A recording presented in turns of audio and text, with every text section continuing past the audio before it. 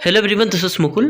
स्वागत है आप सभी का एक बार फिर से आपके अपने यूट्यूब चैनल मैथमेजिक में, जिसमें आज यहाँ पर हम इस वीडियो में स्टूडेंट समझने जा रहे हैं आपकी क्लास 8th मैथमेटिक्स का सेट बी। यहाँ पर हम कम्प्लीटली अंडरस्टैंड करने जा रहे हैं। सेट बी किस चीज़ का? सेट बी हमारा प्रीवियस ईयर पेपर का सेट बी। जैसा कि मैंने आपको लास्ट वीडियो में बताया था कि आपके सेट ए बी सी और डी, ये 4 पार्ट में आपके, है ना, पार्ट तो नहीं कह सकते लेकिन अलग अलग सेट है। ये एक ही साल के 4 पेपर हैं अलग अलग, क्योंकि बहुत सारे स्टूडेंट्स रहते हैं, जैसे एक के पीछे एक बैठे हुए रहते हैं, तो वहाँ पर आपका सेट अलग अलग होता है ताकि वहाँ पर चीटिंग के चांसेस कम बने। तो यहाँ पर हम हर एक क्वेश्चन को पहले डिस्कस करेंगे। उससे पहले मैंने जैसा आपको बताया था कि आपको यहाँ पर जो इंस्ट्रक्शंस दिए हुए रहते हैं, इन इंस्ट्रक्शंस को आपको अच्छे से पढ़ लेना है क्वेश्चन करने से पहले, है ना। क्वेश्चन अटेम्प्ट करने से पहले आपको इन सारे इंस्ट्रक्शन को अच्छे से पढ़ लेना है ताकि आपको ये चीज़ क्लियर हो जाए कि कौन सा क्वेश्चन कितने मार्क्स का है। क्योंकि कभी कभार क्या होता है कि हम कम मार्क्स वाले क्वेश्चंस में ज़्यादा टाइम स्पेंड कर देते हैं। जैसे कोई सा क्वेश्चन 2 मार्क्स वाला है ना, तो उसके लिए आपने सपोज़ कि 10 से 20 मिनट वेस्ट कर दिए। तो इससे तो बेटर ये होता है कि हम 4 मार्क्स या 5 मार्क्स जो हमको आता है उस क्वेश्चन में हम उतना टाइम स्पेंड करते तो हमें 4 मार्क्स मिल जाएंगे, है ना। तो ये चीज़ का ध्यान आपको रखना है। और अब हम पूछते हैं सेक्शन ए की तरफ, जिसमें फर्स्ट क्वेश्चन यहाँ पे आपको मिलने वाला है। फर्स्ट जो आपको हेडिंग दी हुई है, चूज़ द करेक्ट आंसर, मतलब आपको यहाँ पे MCQ टाइप क्वेश्चन दिया हुआ है। पहले देखते हैं क्या लिखा हुआ है यहाँ पे। Which is the true statement. अब आपको यहाँ पे 4 स्टेटमेंट दिए हुए हैं, इनमें से आपको ये बताना है कि कौन सा स्टेटमेंट ऐसा है जो कि यहाँ पर ट्रू है, ठीक है, कौन सा सही है। तो अब आप देखिए यहाँ पे CP minus loss is equals to SP। ये SP CP से रिलेटेड है, मतलब SP मतलब यहाँ पर सेलिंग प्राइस, ठीक है, और CP मतलब यहाँ पर कॉस्ट प्राइस होता है। SP और CP। अब भाई CP और SP क्या होता है? CP का मतलब होता है कोई सी, जब CP का मतलब होता है जब हम कोई सी चीज़ लेकर के आते हैं, ठीक है, कोई सा भी आइटम हम लेकर के आए तो वो जितने में लेकर के आएंगे वो हमारा CP हो जाएगा, मतलब वो हमारा कॉस्ट प्राइस हो जाएगा, ठीक है। और वहीं उसी वस्तु को हम जिस भी कीमत पर बेचेंगे तो वो जो कीमत होगी ना, वही हमारी क्या कहलाएगी? SP कहलाएगी। आया समझ में? CP मतलब कोई सा एक ऐसा प्राइस, कॉस्ट प्राइस, जो कि हम खरीदते टाइम पर वो जो मूल्य हमने चुकाया था ना, वही चुकाया हुआ मूल्य ही हमारा क्या होगा? कॉस्ट प्राइस होगा। अब इसके बाद अगर SP की बात करें तो SP का मतलब होता है उसी सामान को हमने कितने में बेचा, जिस धनराशि पर हमने उसको बेचा वही धनराशि हमारी SP कहलाएगी, सेलिंग प्राइस कहलाएगी, ठीक है। CP मतलब कॉस्ट प्राइस, SP मतलब सेलिंग प्राइस। नाम से ही पता चल रहा है ना, इनके फुल फॉर्म से ही पता चल रहा है। CP मतलब कॉस्ट प्राइस, कॉस्ट जितने में हमने लिया है, सेलिंग प्राइस मतलब जितने में हम इसको सेल कर रहे हैं, जितने में हम उसको बेच रहे हैं, ठीक है, सेल कर रहे हैं।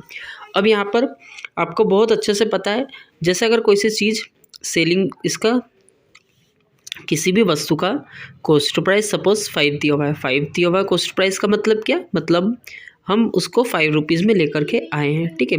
अब भाई मुझे आप ये बताइए, अगर उसका सेलिंग प्राइस 10 हो, मतलब अगर हम उसको 10 रुपीज़ में बेच रहे हैं, तो वो प्रॉफिट होगा या लॉस होगा? आप बोलोगे ऑब्वियसली सर यहाँ पर प्रॉफिट होगा, क्योंकि 5 में लेकर के आ रहे हैं और 10 में बेच रहे हैं तो प्रॉफिट होगा। इसका मतलब ये है कि अगर हमारा SP मतलब सेलिंग प्राइस हमारा CP से ज़्यादा हो जाए, है ना, जो SP है वो CP से ज़्यादा, मतलब जितने में हम लेकर के आए हैं उससे ज़्यादा में अगर हम बेच रहे हैं, SP बड़ा है ना CP से, तो हमारे यहाँ पे SP माइनस CP, अगर हम ऐसा करते हैं तो यहाँ पर अभी अब निकल कर के आ रहा है कितना? 5 रुपीज़। क्यों आ रहा है? क्योंकि 10 में से 5 घटाएंगे 5 आ रहा है ना। तो यहाँ पर इस केस में क्या होगा? हमारा यहाँ पर प्रॉफिट हो जाएगा। अब इसी सिनारियो को लेकर के आपको चलना है, यहाँ पर हमारा ये प्रॉफिट हो जाएगा। आया समझ में? तो ये प्रॉफिट का फॉर्मूला होता है, ठीक है। प्रॉफिट कितना निकला हमारे यहाँ पर? 5 निकला। अगर हम SP में से CP को घटा देते तो हमारा प्रॉफिट ही तो निकलता है, ये प्रॉफिट निकलता, तो हमने यहाँ पे P लिखा हुआ है, ठीक है। अब यहाँ पर आपको फर्स्ट स्टेटमेंट दिया हुआ है CP minus loss is equal to SP। आप यहाँ पर इस फॉर्मूले में रख करके देख लीजिए, है ना। अगर अब सपोज यहाँ पर CP माइनस SP होता, तो मतलब अगर कंडीशन ऑपोजिट हो जाती कि भाई हम लेकर तो ज़्यादा में आ रहे हैं लेकिन बेच कम में रहे हैं, 10 रुपये में लेकर के आए और 5 रुपये में बेचा, तो भाई लॉस हो रहा है या प्रॉफिट हो रहा है? लॉस हो रहा है। तो यहाँ पर प्रॉफिट की जगह लॉस हो जाएगा। ठीक है, तो यहाँ पर ये दोनों फॉर्मूले बन रहे हैं, इस दोनों फॉर्मूले के अकॉर्डिंग ही आपको यहाँ पर ये बताना है। अब ये तो एक्चुअली में एक फॉर्मूले होता है, ठीक है, ये फॉर्मूले होते हैं दोनों, लेकिन यहाँ पर हम फॉर्मूले के बेस पर क्यों समझे भाई? सब हम प्रैक्टिकली इसको अच्छे से समझ सकते हैं, तो फिर रटने की कोई ज़रूरत नहीं। यहाँ पर हमारा SP minus CP equal to profit हो जाएगा और CP minus SP equal to loss हो जाएगा। ये हमने कैसे समझा? ये हमने समझा कि कोई सी चीज़ अगर कम में लेकर के आते हैं, ज़्यादा में बेचते तो प्रॉफिट होता है, ज़्यादा में लेकर के आए और कम में बेचेंगे तो लॉस होगा। तो यहाँ पर अब देखिए, अगर CP यानी है ना, इसको हम देख ही लेते हैं। यहाँ पर जो लॉस लिखा हुआ है इसको हम राइट हैंड साइड पर ट्रांसफ़र कर देते हैं और SP को हम यहाँ पर लेकर के आते हैं। तो ये बन जाता है हमारा CP माइनस का SP इक्वल टू लॉस। अब आप मुझे ये बताइए, यहाँ पर CP है, मतलब CP माइनस SP हो रहा है, इसका मतलब ये है कि CP बड़ा होगा, है ना, और SP कम होगा, छोटा होगा। सपोज़ कि 10 रुपये का लेकर के आया और 5 रुपये में बेच रहा, तो क्या हो रहा है? उसका लॉस हो रहा है, और लॉस हमें दिया हुआ है, लॉस ही दिया हुआ है ना, यहाँ पर प्रॉफिट नहीं लिखा है। तो ये स्टेटमेंट ऑब्वियसली हमारा क्या हो जाएगा? करेक्ट हो जाएगा। बाकी के स्टेटमेंट देखने की आपको ज़रूरत अब नहीं है, लेकिन फिर भी हम समझने के लिए देख सकते हैं। यहाँ पर अब CP इधर आएगा, ठीक है, और लॉस हम इधर ट्रांसफ़र करेंगे, तो SP माइनस का लॉस हो जाएगा और इक्वल टू CP हो जाएगा। तो अब आप, या फिर हम इसको डायरेक्टली कर लेते हैं, क्योंकि यहाँ पर पहले से ये अरेंज्ड है ना, SP minus CP, SP minus CP equal to loss होता है क्या? SP मतलब हम यहाँ पर SP माइनस CP लिखा हुआ है, इसका मतलब ये है कि SP हमारा बड़ा है और CP हमारा छोटा है ना, मतलब SP हम 5 में लेकर के आए कोई सी चीज़ को और हमने बेची 10 में, हमारा SP बड़ा है ना, तो हमें क्या हो रहा है? यहाँ पे प्रॉफिट हो रहा है ना, लॉस नहीं हो रहा। तो ये हो जाएगा हमारा गलत, क्योंकि यहाँ पे लॉस लिखा हुआ है। इसी तरीके से यहाँ पर लॉस हम इधर ट्रांसफ़र करेंगे लॉस को, और SP माइनस का CP हो जाएगा इक्वल टू लॉस होगा। अब आप ये बताइए कि CP और SP अगर बड़ा है तो हमारा लॉस कैसे हो सकता है? वहाँ तो हमारा प्रॉफिट होगा ना। यहाँ पर लिखा हुआ है आपका CP प्लस का लॉस इक्वल टू SP, ये ऐसा तो हमने कहीं से कहीं तक नहीं देखा, है ना। जैसे यहाँ पर आपको दिया है CP plus loss is equals to SP। Loss को हम राइट हैंड साइड पर ट्रांसफ़र करेंगे, SP को हम लेफ्ट हैंड साइड पर ट्रांसफ़र करेंगे। तो CP माइनस का SP तो आ गया है हमारा, लेकिन इक्वल टू में जब अगर हम देखेंगे तो ये जो लॉस है ना, ये माइनस का हो जाएगा, और माइनस का लॉस होना हमने अभी तक ऐसा कोई फॉर्मूला नहीं देखा, है ना। यहाँ पर अगर प्लस होता है लॉस, तो हमने इस तरीके से देखा है। अगर हम सपोज़ कि इसको प्लस भी बना लेते हैं, ये माइनस में दिया हुआ है, अगर हम इसको प्लस बना लेते हैं, प्लस बनाने के लिए यहाँ पर माइनस का मल्टीप्लाई करना पड़ेगा, है ना। यहाँ पर माइनस का करेंगे तो ये माइनस का हो जाएगा, ये प्लस का हो जाएगा। और इसका मतलब ये है कि SP बड़ा है, CP छोटा है, और SP बड़ा है, इसका मतलब हमें प्रॉफिट हो रहा है, जबकि क्वेश्चन में यहाँ पर स्टेटमेंट में लॉस दिया हुआ है, तो ये हमारा गलत स्टेटमेंट हो जाएगा। तो ओवरऑल अगर हम देखें तो फर्स्ट क्वेश्चन का जो करेक्ट स्टेटमेंट है वो हमारा सिर्फ और सिर्फ ये वाला हो जाएगा, ठीक है। तो ऐसे हम इस क्वेश्चन को कंप्लीट कर सकते हैं। नेक्स्ट क्वेश्चन की तरफ मूव करेंगे, जहाँ पर लिखा हुआ है capacity of a cubical vessel of edge 40 centimetre is. अब यहाँ पर आपको कैपेसिटी बतानी है। तो कैपेसिटी किस चीज़ की बतानी है? कैपेसिटी ऑफ क्यूबिकल वेसल की, जिसकी एज यहाँ पर आपको 40 सेंटीमीटर दी हुई है। और अब आपको यहाँ पे जो यूनिट दी हुई है ऑप्शंस में, वो आपको लीटर दी हुई है। मतलब आप यहाँ पर आपको उसकी कैपेसिटी बतानी कि उसके अंदर कितना लिक्विड आ सकता है। तो यहाँ पर हम बताएंगे, अभी यहाँ पर वो सॉल्यूशन नहीं है, लेकिन लीटर की बात कर रहा हूँ मैं, ठीक है। ये लीटर लिखा हुआ है ना, तो यहाँ पर ये आपको यूनिट दी हुई है, आप कैसे करना है ये समझिए। अभी हमें पता है यहाँ पर वेसल जो दिया हुआ है वो क्यूबिकल दिया हुआ है, तो क्यूबिकल का मतलब ये है कि यहाँ पर वो क्यूब से बना हुआ है ना। तो क्यूबिकल ही यहाँ पर फॉर्मूला हमको यहाँ पे अप्लाई करना होगा, और क्यूबिकल का फॉर्मूला मतलब यहाँ पर हमको एरिया फाइंड आउट करना है कुल मिला करके। एरिया मतलब उसका वॉल्यूम। तो अब यहाँ पर हम क्या करेंगे, उसका वॉल्यूम फाइंड आउट करेंगे, ठीक है। वॉल्यूम अगर हमने फाइंड आउट कर लिया तो इसका मतलब ये है कि उसकी कैपेसिटी पता चल जाएगी, ठीक है। तो वॉल्यूम फाइंड आउट करने के लिए यहाँ पर फॉर्मूला होता है, अगर एज दे रखी है आपको तो एज का हम मल्टीप्लाई करते हैं 3 टाइम्स, ठीक है। इसका मतलब ए क्यूब, मतलब जो आपको एज दिया हुआ है, एज कितनी दी हुई है, एज दी हुई है आपको यहाँ पर 40, ठीक है। तो 40 का मल्टीप्लाई हम कितने में करेंगे, 40 का मल्टीप्लाई हम 40 में 3 टाइम्स करेंगे। तो ओवरऑल अगर हम देखें यहाँ पे तो 4 4 जा 16 होगा, 16 4 जा यहाँ पर 64 हो जाएगा, 64 और यहाँ पर लग जाएंगे हमारे 000 और सेंटीमीटर क्यूब, ये आपका वॉल्यूम निकल करके आ गया है इस क्यूबिकल वेसल का, ठीक है। इसी के अकॉर्डिंग यहाँ पर अब आपको इसी रेशियो में देखना है कि आपका कौन सा ऑप्शन यहाँ पर ठीक बैठा है, ठीक है। तो यहाँ अगर हम देखेंगे तो लीटर वाले में लीटर यूनिट दी हुई है आपको, यहाँ पर ये जो है ये आपका उस रेशियो से मैच कर रहा है ना। तो यहाँ पर हमारा ऑप्शन डी क्या हो जाएगा, करेक्ट आंसर हो जाएगा, ठीक है। एक बार फिर समझिए, 40 सेंटीमीटर का एज दिया हुआ है आपका उस क्यूबिकल वेसल का जिसकी आपको कैपेसिटी बतानी है।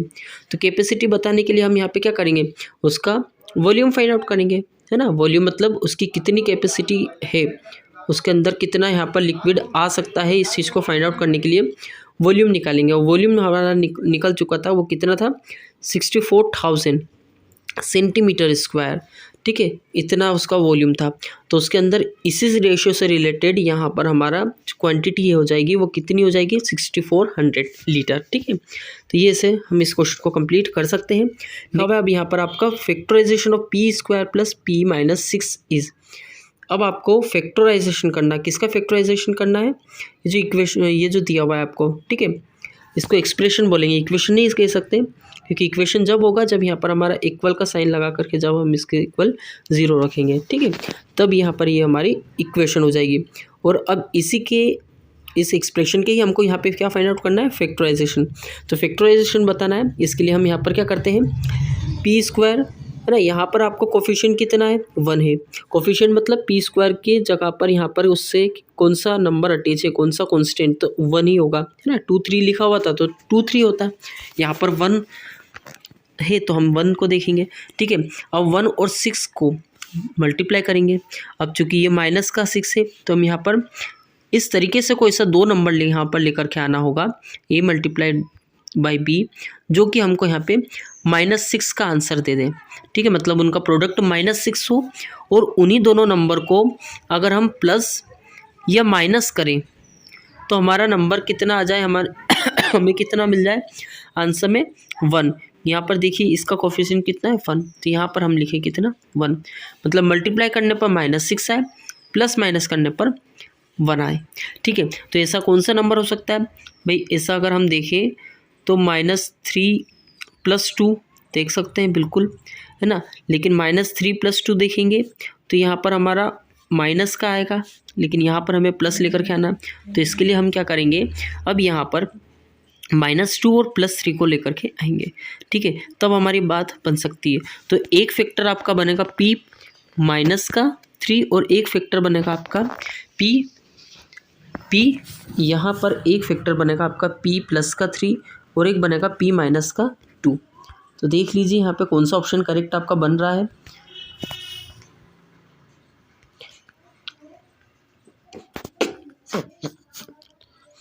तो p + 3 p - 2 यहाँ पर हमारा डी नंबर का ऑप्शन करेक्ट हो जाएगा, ठीक है। अब हम बढ़ेंगे नेक्स्ट क्वेश्चन की तरफ, जिसमें यहाँ पर दिया हुआ है आपको which point lies on y axis कौन सा ऐसा पॉइंट है जो कि यहाँ पर वाई एक्सिस पर लाई करेगा। तो वाई एक्सिस पर लाई करने के लिए अब यहाँ पर अगर हम देखें तो ये 4 0 दिया हुआ है, एक्स एक्सिस पर 4 है, वाई पर 0 है, यहाँ पर एक्स एक्सिस पर 0 है, वाई पर 7 है। तो ये जो पॉइंट है हमारा वाई एक्सिस पर ही लाई करेगा, ठीक है। बी ऑप्शन पर हमारा करेक्ट हो जाएगा। कैसे हो जाएगा, क्योंकि ए एक्सिस पर यहाँ पर 0 दिया हुआ है और 7 हमारा बी एक्सिस पर वाई एक्सिस पर दिया हुआ है। अब नेक्स्ट क्वेश्चन में लिखा हुआ है what is the probability to get a red ace from a well shuffled pack of 52 playing cards. अब आपको यहाँ पे प्रोबेबिलिटी बतानी है। प्रोबेबिलिटी किस चीज़ की, what is the probability to get a red ace from a well shuffled pack of 52 playing cards. तो यहाँ पर अब आपको कार्ड्स गेम से रिलेटेड क्वेश्चन दिया हुआ है, जिसमें अब आपको यहाँ पे कहा जा रहा है कि कितनी प्रोबेबिलिटी बनती है। अभी मैं सिंपल सा एग्जांपल आपको बताता हूँ कि जैसे हमारे पास एक कॉइन है ना। अब कॉइन को अगर आपको उछालना है और उसको उछालने के बाद में आपको प्रोबेबिलिटी बतानी है। प्रोबेबिलिटी का सिंपल मीनिंग होता है चांसेस, मतलब उसके कितने चांस बन रहे हैं। अब यहाँ पर मैं आपसे पूछ रहा हूँ कि टेल और हेड होता है आपका किसमें, कॉइन में, ठीक है। एक होता है आपका टेल, एक होता है आपका हेड। अब अगर इसको उछालेंगे तो एक बार टेल आ सकता है, ठीक है, एक बार उछाल रहे हैं हम तो या तो टेल आ सकता है या फिर हेड आ सकता है ना। तो इसकी प्रोबेबिलिटी कितनी बन रही है, टेल आने की 1 और टोटल आउटकम है, मतलब क्या क्या आ सकते हैं, एक टेल भी आ सकता है, हेड भी आ सकता है, तो 1/2 लिखेंगे। आया समझ में भाई। कोई सी चीज़ है, जैसे अगर हम यहाँ पर डाइस कोड के बारे में बात करें, है ना, तो अब अगर आपसे पूछा जा रहा है कि 1 आने की कितनी प्रोबेबिलिटी या फिर 2 आने की कितनी प्रोबेबिलिटी, मतलब 2 मतलब ये पता ना आपको, ये इस तरीके से क्यूब में बना हुआ रहता है ना, डॉट डॉट डॉट बनी हुई रहती है। तो अब आपको ये बताना है कि 2 आने के चांसेस कितने हैं उसमें। तो 2 आने के चांसेस मतलब हम लिखेंगे कितना, ऊपर 1 क्यों लिखेंगे, क्योंकि हमें इसके बारे में बताना है। एक बार उछाला जा रहा कोड, है ना, एक बार जो डाइस है उसको हम उछाल रहे हैं, तो यहाँ पर ऊपर लिखेंगे हम 1 और नीचे लिखेंगे टोटल आउटकम, मतलब टोटल कितने हैं वहाँ पर 6, मतलब एक बार 1 2 3 4 जब एक बार उछालेंगे तो 5 भी आ सकता है, 6 भी आ सकता है ना, क्योंकि उसके अंदर 1 नंबर भी लिखा हुआ रहता है, 2 भी, 3 4 5 6, मतलब इतने फेसेस रहते हैं आप क्यूब में। तो कोई सा भी यहाँ पर हमारा फेस निकल करके आ सकता, हो सकता है उसमें 5 लिखे हों, तो यहाँ लिखेंगे हम 6। मतलब एक बार अगर हम क्यूब उछालेंगे तो उसमें जो चांसेस है, जो प्रोबेबिलिटी है 2 के आने की, वो आपकी 1/6 होगी, ठीक है। इसी तरीके से अब यहाँ पर आपको बताना है कि रेड एस की कितनी प्रोबेबिलिटी है। तो रेड एस वहाँ पर 2 होता है, 52 कार्ड्स होते हैं टोटल, 52 प्लेइंग कार्ड्स होते हैं टोटल, और आपके जो कार्ड्स रेड वेस वाले होते हैं वो होते हैं आपके कितने, 2, ठीक है। तो 2 कार्ड्स होते हैं। अब 2 कार्ड्स है तो 2 ऊपर लिखेंगे और टोटल लिखेंगे हम कितना नीचे, यहाँ पर 52, ठीक है। तो 2 1 ज़ा 2 और नीचे आ जाएगा 26, कैसे आ जाएगा, 2 2 ज़ा 4, 1 कैरी फॉरवर्ड होगा 2 की तरफ, 2 6 ज़ा 12 हो जाएगा। तो 1/26 हमारा ओवरऑल आंसर आ जाएगा, ठीक है। नेक्स्ट क्वेश्चन की तरफ मूव करेंगे, जहाँ पर लिखा हुआ है product of 2 - x and -x + 2। अब आपको यहाँ पे इनका सिंपली प्रोडक्ट फाइंड आउट करना है।